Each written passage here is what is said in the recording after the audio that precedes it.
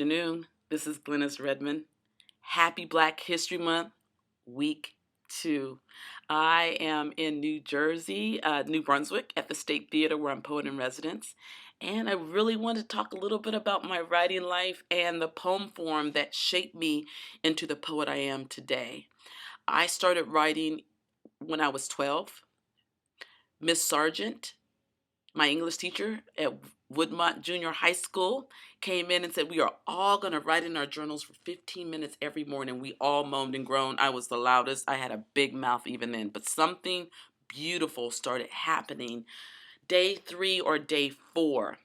She did not give us a prompt. I started writing poem form in my journal, and I have not stopped until never, still doing it.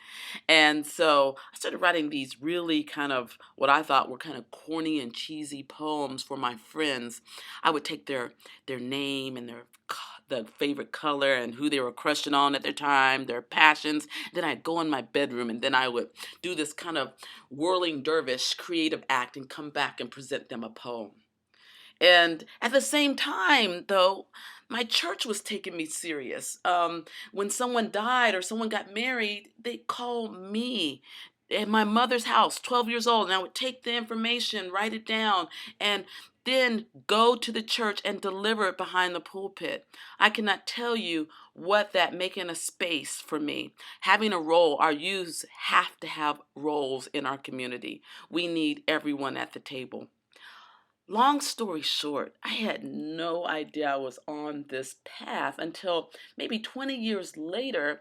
I was at Malaprop's bookstore in Asheville, wonderful independent bookstore, and a woman by the name of Lorraine Johnson Coleman, she wrote a book called Just Plain Folks, and she started talking about this exercise she had students do, praise poems.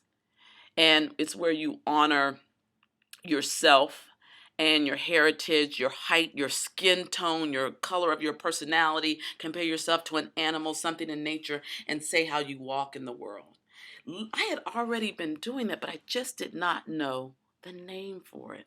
And she had connected me to my heritage. I spent like a decade doing this work, and came along when I was doing some studies, came along this book called African Praise Poems by Judith Gleason. This is when I started getting chills.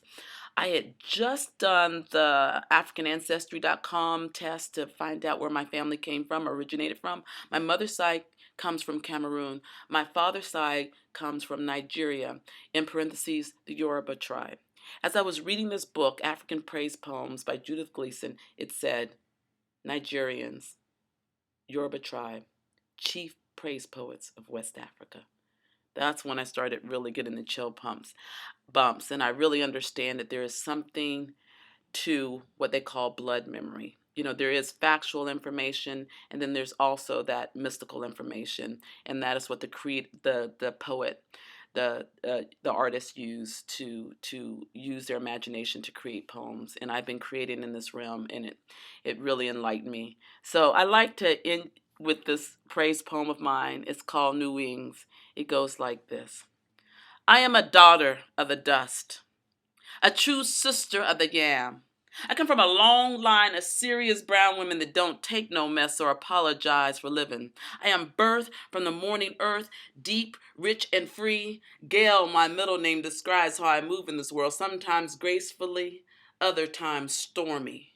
Glenis, Welsh, for valley, I have dwelt there far too long. I am 5'2" of cosmic blackness. I am a raven, I am a crow, I am a nappy bat, I am a mosquito. Call me anything black that has wings and flies.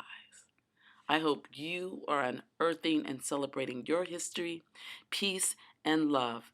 Happy Black History Month.